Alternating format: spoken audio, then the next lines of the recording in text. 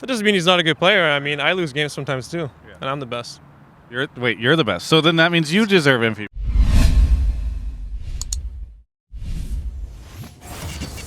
Well, TSM is on an upswing. They seem to have resolved a lot of their issues.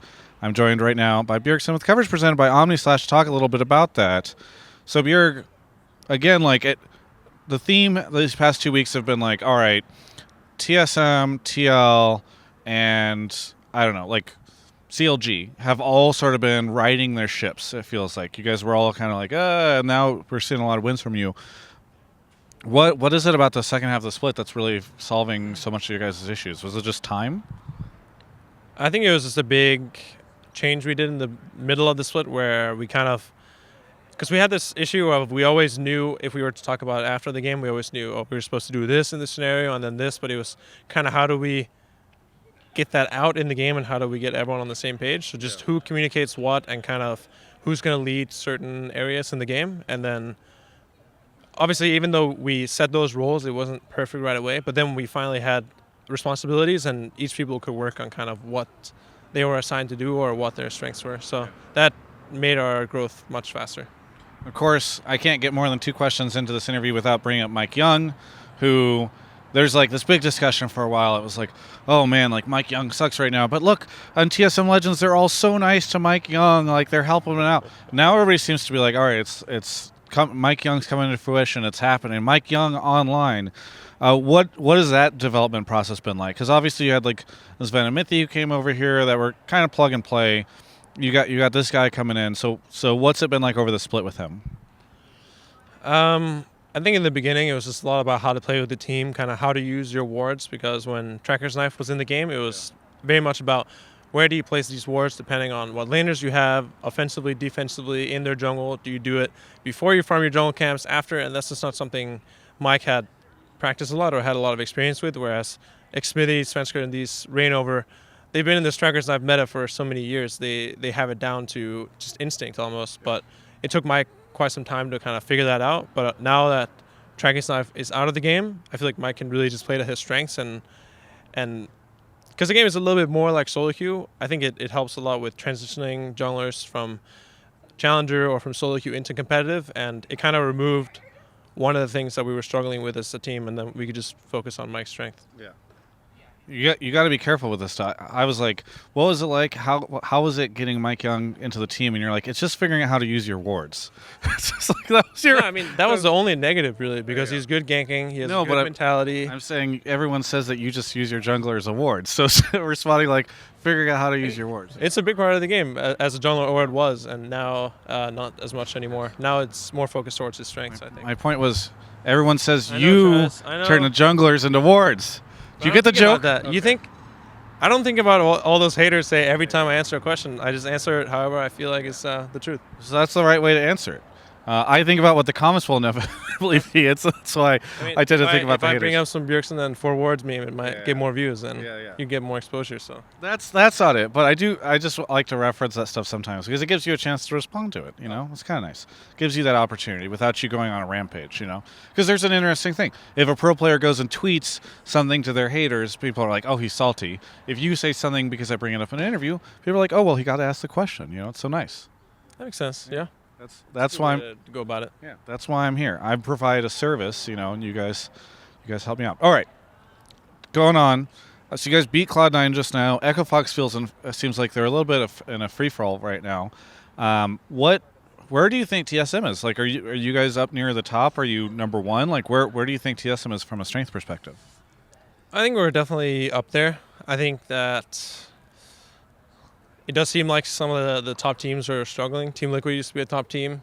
Not so much anymore. Yeah. Echo Fox is looking less consistent. I think C9 is probably still the strongest team, or perhaps the strongest team along with us. I feel like they went with kind of a cocky draft almost.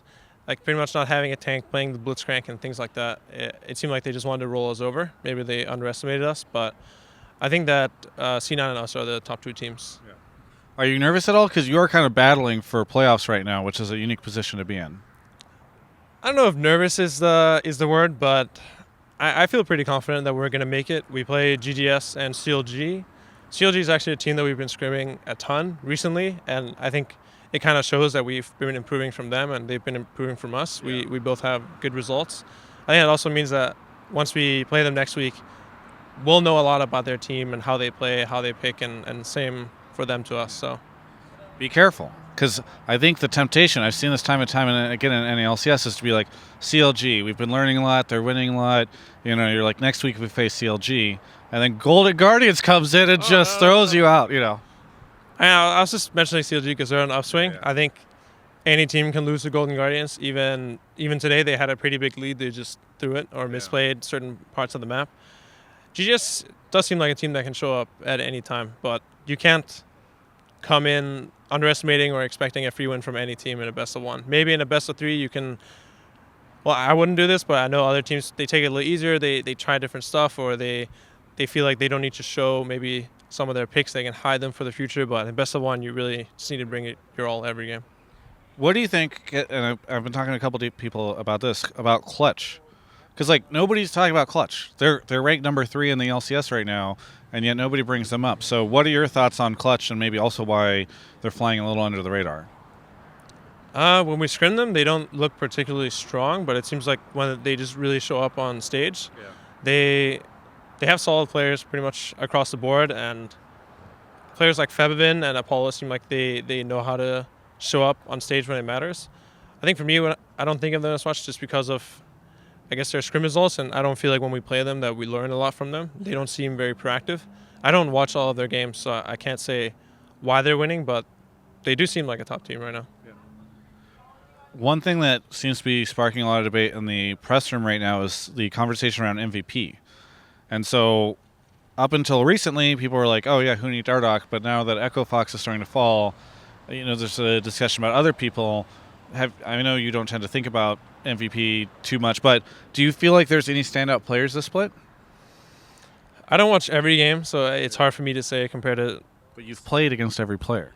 That is true. And I think that the most standout player to me also for the last maybe 1 or 2 years would be Smoothie. I think he's consistently been the best support in the LCS now for a while, and I think he does deserve that recognition. And it was really between Smoothie and Huni kind of in my eyes, but Huni has had some worse games, so I would give it to Smoothie.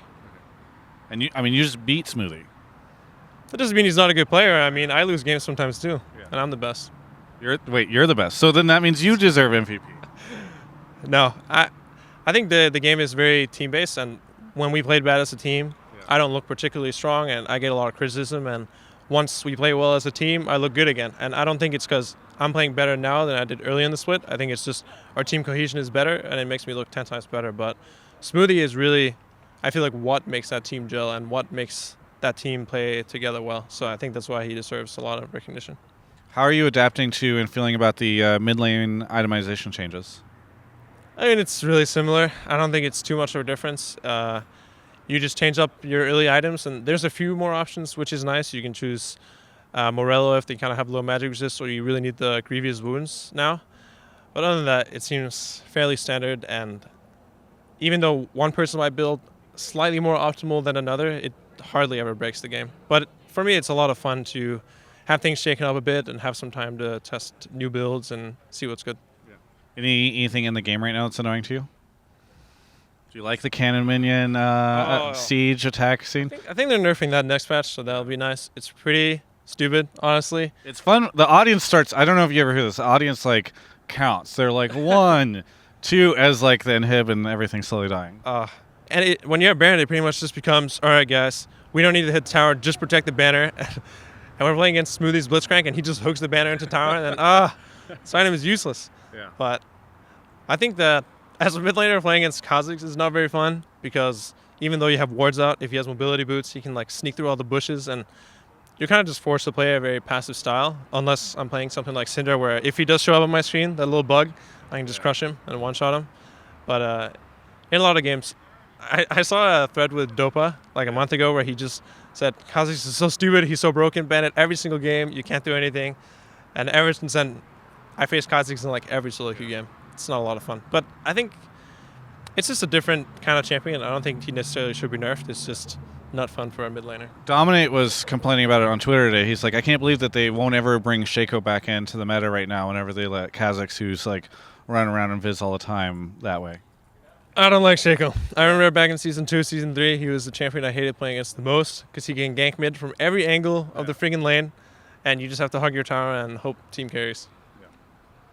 All right. So anything you want? Bring Shaco back. Sir, get rid of Kha'Zix before you bring Shaco back? Yeah, or maybe just get rid of junglers and just make mid lane at 1v1 lane. Yeah, that would be very nice for you. Just like low stress, hang out, battle 1v1. Get rid of junglers. Okay. So is this an official suggestion from you?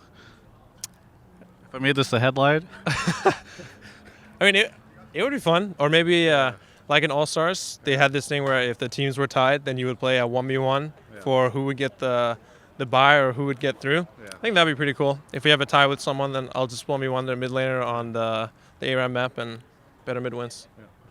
Is there anything you want to say to any of the fans out there? Just thank you guys for always coming out to LCS and supporting us. I noticed that early in the season, the support was a bit low, or I felt a lot of chants against us because people, I guess, are tired of hearing the TSM chants, so they're always cheering for the enemy team. But now that I feel like more fans have gotten to know the new players and the roster, and Song and Lostboy, they have grown to like this team, and now I'm really feeling the love from all the fans, and I appreciate that. Yeah. Well, thank you so much, Bjergsen. Really appreciate the interview. For everyone else, you can check out the rest of my coverage of all things esports right here on my YouTube channel. Hey, so Travis doesn't check any of these. He just uploads whatever I put in a folder for him. So I figured now's probably a good time to plug my my Twitter, my Instagram. Once again, how to spell BRODIN PLETT, Broden Plett. Pretty easy to find me. I'm pretty sure I'm the only one. But yeah, this content's brought to you by OmniSlash.